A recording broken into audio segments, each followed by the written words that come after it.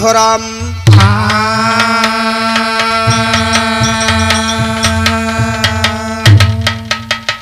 आइए एक छोटा सा सोहर।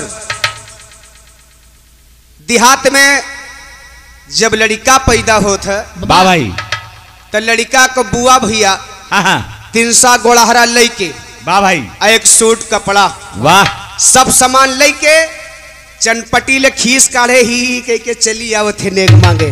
वाह भाई, ननद रानी आवत यह नेग मांगत है, लेकिन नेग कैसे मांगत है मास्टर कहना है कैसे? अरे आधा घर लीपा लीना ना दिया रे आधा ये माठो ना कई रे आधा ये मठो ना कई रे आधा ये मठो ना काई हो। ये मोरी भौजी दैना दिया त्यो घरा कैली पाइया हो तिलरिया हमले हमले बहो तिलरिया हमले बाई हो। हे मोरी भौजी हे मोरी भौजी हे मोरी भौजी दैना दिया त्यो घरा कैली पाइया हो तिलरिया हमले बहो तिलरिया हमले बाई हो। ए भैया ननद रानी आई आधा घर लीप ली अपने भौजी का बलाई भौजी हो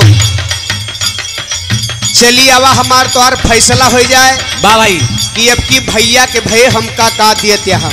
वाह भौजैया जवाब देती बा कि बच्ची तू सोने के तिलरी मांगत यहाँ हाँ अब ही हमार दिए के समय ना बा। भौजाई जवाब देती बा का कहत बा भैया कैसे? अरे एक नोटा दे ली भाऊजिया हो तू सारा नोटा दे हाली हो तू सारा नोटा दे हाली हो दूसारा नोटा दे हाली हो। हे मोरी ननदी लईना लिया त्यो घरा कैली पाइया हो तिलरिया नाही दे नाही दे बहो तिलरिया नाही दे बाई हो। हे मोरी क्या बात है लाइना लिया तू धारा कैली पाइया हो तिलरिया नाही दे बहो तिलरिया नाही दे बाई हो। ए भैया भौजाई जवाब देती बा कि बच्ची हमरे बस के बात ना है, बस सोने के तिलरी दे पाए। ननद रानी जब जवाब पाई गई तो अपने भैया के पास गई, अपने भैया से शिकायत करे थे कि भैया भौजी समझा दे वाह कि उनके दिमाग ना काम करत बा काहे से लड़का पैदा भवा। लेकिन देखा नंदिया अपने भौजाई से कहती बा कैसे? जब जवाब दे दे तो अपने भैया से कहा थी ननद रानी कैसे कैसे? अरे भीतरा से नीका रीना ना दिया रे भैया पैया ला गई अरे भैया पैया ला गई अरे भैया पैया ला गाई हो। ए मोरे भैया हाली चाला भीतर राम हाली आयर झागा राछोड़ा अरे झागा राछोड़ा वो अरे झागा राछोड़ा बाऊ हो। हे मोरे भैया हाली चाला भीतर राम हाली आयर झागा राछोड़ा वो राछोड़ाओ अरे झागा राछोड़ावाऊ हो। आ इधर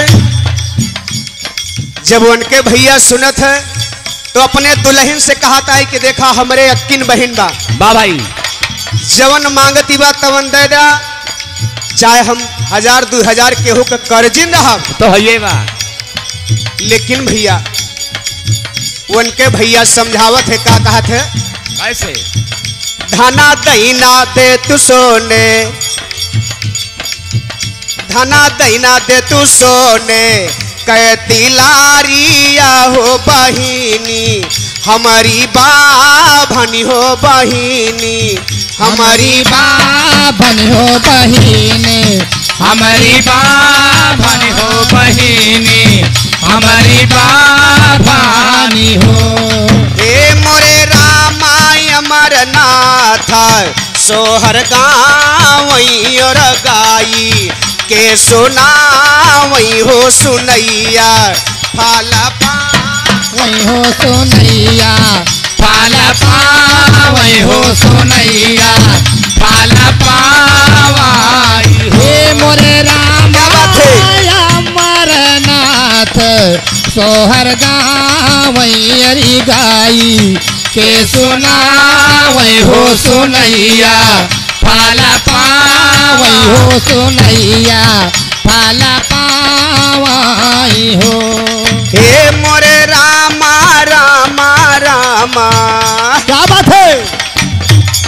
हे मोरे रामा अमरनाथ सोहर गावई और गाई के सुनावई हो सुनैया, फाला पावा सुनैया, फाला पावई हो सुनैया, फाला पावाई हो।